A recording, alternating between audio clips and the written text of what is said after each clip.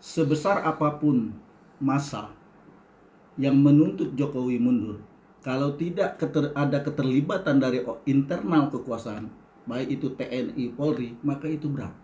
Jadi saya menduga ini, kalau Jokowi LBP ini tetap masih kuat kalau TNI Polri masih membackup.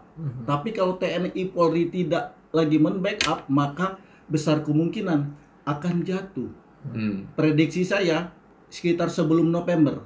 Kalau setelah November mungkin akan konstelasi politiknya berbeda. November 2022. Kenapa saya mengatakan begitu?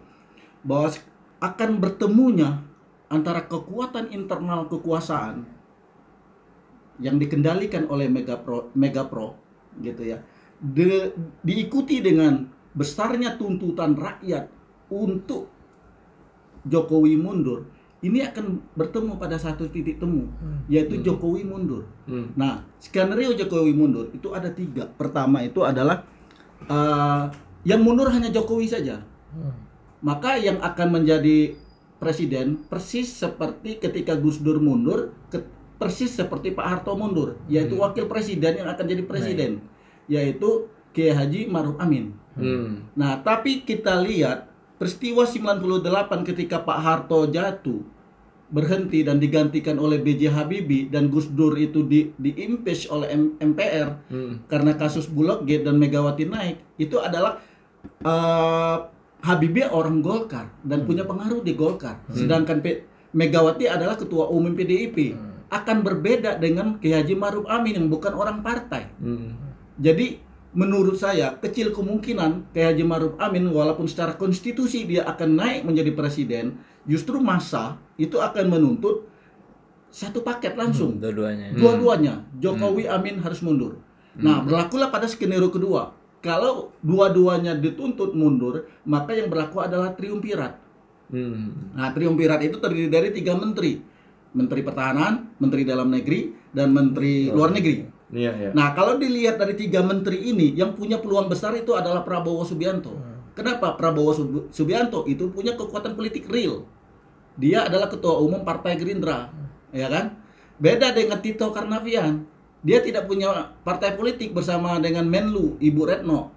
Nah, jadi peluang besarnya untuk Prabowo maju, mungkin nanti deal-dealnya dengan PDIP, dengan Megawati adalah pengganti Jokowi Amin adalah Prabowo Puan sampai dengan 2024. Nah, tapi jangan lupa bahwa di balik skenario ketiga ini ada ancaman yang besar, yaitu akan munculnya skenario ketiga.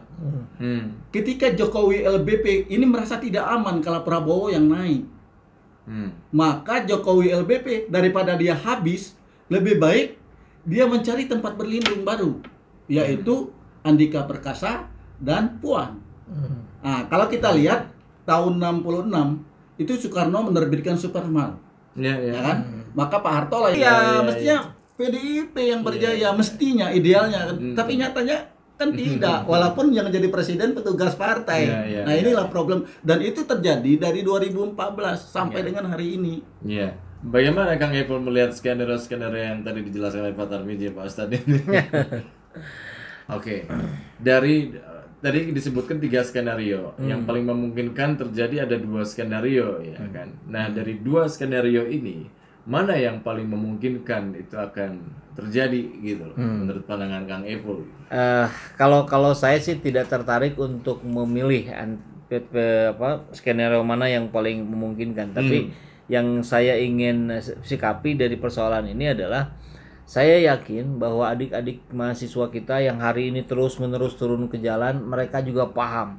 Mereka mengerti bagaimana konstelasi yang ada di dalam istana, dan tapi persoalannya tidak semua tidak semua mahasiswa yang turun itu paham. Nah, yang sebagiannya yang tidak paham ini yang saya khawatirkan, karena mereka tidak tahu apa-apa, hanya turun ke jalan begitu saja gitu, siap-siap bentrok dengan aparat dan menyiapkan Pepsodent segala macam untuk melawan gas air mata. Tapi mereka tidak mengerti bagaimana konsekuensi yang terjadi akibat dari adik-adik mahasiswa turun ke jalan itu apa saja. Nah, tadi yang dipaparkan oleh Pak Tarmizi, saya kira ini harus terus disosialisasikan, terutama buat adik-adik mahasiswa yang akan turun ke jalan. Jangan sampai aksi-aksi yang berdarah misalkan ya berujung penangkapan, dan mudah-mudahan tidak ada kalau sampai kematian yang kita dengarkan di setiap saat terjadinya demo kan selalu ada itu. Tapi ujung-ujungnya ya seperti yang terjadi hari ini gitu, bahwa ternyata yang mengambil kesempatan, yang mengambil kue kekuasaan bukanlah dari pihak yang berjibaku di bawah memperjuangkan itu, tapi justru para oportunis yang didampingi para cukong gitu yang kemudian memanfaatkan itu. Nah, jangan sampai kejadian 98 jangan sampai terulang hari ini, di mana para oportunis itulah yang menguasai keadaan. Saya sih concern ke situnya aja. Oke. Nah, kalau bicara soal mahasiswa tadi yang berjuang bersama rakyat, kemudian untuk menghindari ada oportunis yang masuk di dalamnya gitu loh. Lalu pertanyaannya, tokoh-tokoh perlawanan siapakah yang bisa muncul ini ke publik gitu bersama mahasiswa, bersama publik gitu loh, Kang Epul? Ikonnya gitu. Prediksi saya itu adalah yang akan muncul seperti Amin Rais itu ada 2 tokoh, dan tokohnya tokoh umat Islam. Yang pertama itu adalah Imam Besar Habib Rizik Syihab. Yang kedua adalah Habib Bahar bin Smith. Jadi 2 tokoh inilah yang mampu mengumpulkan massa besar-besaran. Dan tidak ada ketua umum partai di Indonesia, bahkan di dunia sekalipun, yang bisa mengumpulkan massa puluhan juta. Nah, di balik semua ini, pertanyaan besarnya, itulah sebabnya kenapa 2 orang ini dipenjara. Nah, jadi kalau kita, siapa yang akan muncul alternatif beliau di dalam? Saya kira beliau juga akan menggerakkan dari dalam. Masa 212 juga sudah mulai akan bergerak, dan saya meyakini itu. Dan jangan sampai kalau misalnya, dan ini saya kira ya, kelompok Islam tidak menginginkan akan terjadinya skenario ketiga. Kalau skenario ketiga yang terjadinya bakar-bakaran, pemerkosaan etnis tertentu, etnis minoritas untuk digoreng sedemikian rupa, itu kan dibonceng oleh kelompok oportunis tadi, sehingga akan menang skenario yang mereka buat. Nah, ini saya melihatnya, walaupun beliau masih di dalam penjara, saya yakin apa istilahnya itu, aura perjuangan umat itu akan bangkit bersama-sama semangat beliau, walaupun beliau saat ini di penjara. Kalau nggak salah memang sebentar lagi Pak ya. Iya. Bisa jadi waktunya bersamaan juga itu. Qadarullah, tapi ya tentu ya. Betul. Dan ini skenario ketiga itu akan terjadi, Kang Epul, Kang Ijo, itu kalau jabatan Panglima TNI tidak diperpanjang. Andika Perkasa akan pensiun kalau tidak salah November 2022. Jadi kalau 2022 ini lebih seru. Kalau tidak terjadi apa-apa sampai dengan November, kan itu Panglimanya Andika Perkasa, kecuali Undang-Undang TNI memperpanjang. Kenapa? Yang mereka lebih berpeluang itu adalah Andika Perkasa. Kalau Andika Perkasa ternyata Undang-Undang TNI-nya atau putusan MK-nya menolak, maka ya kemungkinan besar yang akan jadi Panglima TNI dan akan terjadi rebutan. Saya kira akan terbuka rebutannya. Kemarin kan Angkatan Laut sudah mengalah. Nah, sekarang mungkin Angkatan Laut tidak akan mau mengalah, karena Angkatan Darat juga dipersiapkan, yaitu Dudung Abdurrahman yang akan jadi Panglima TNI.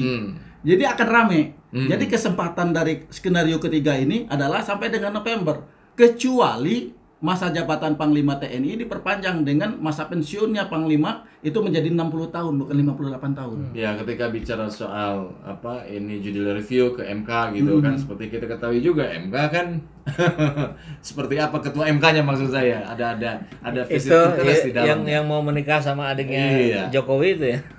Tapi tergantung dari undang-undang TNI, karena masalahnya undang-undang TNI sampai sekarang belum disahkan oleh DPR. Nah, ini bisa jadi ini dipercepat karena gerbongnya, ada dugaan ya, gerbongnya